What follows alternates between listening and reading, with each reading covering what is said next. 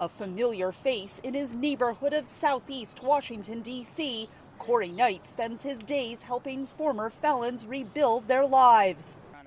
The first step in that process, making sure those felons never lose their say in society. Again, it's a human right issue. We all are human beings. In 2020, Washington, D.C. joined Vermont and Maine as the only places in the U.S. where felons currently serving time behind bars have the right to vote. Knight, who led the voting rights restoration effort, says it's particularly important for people of color. So the power of vote, which we see is in numbers, right? And that's what intimidates people, right? Because of people of color. There's a whole lot of us incarcerated.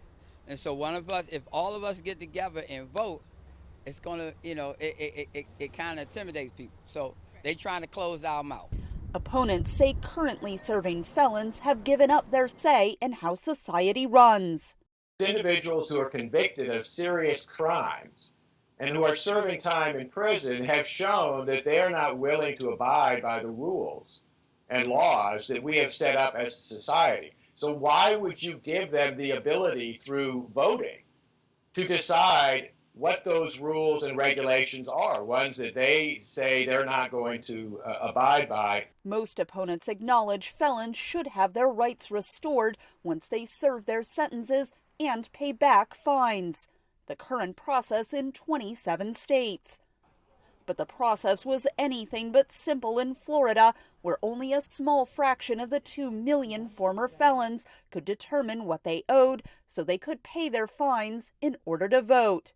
As offensive as it was to me what the state was trying to do in terms of restrict the right to vote, what troubled me even more was that the state was unable to provide former felons an accurate answer as to how much they actually owed in terms of these fines, fees, court costs, and restitution.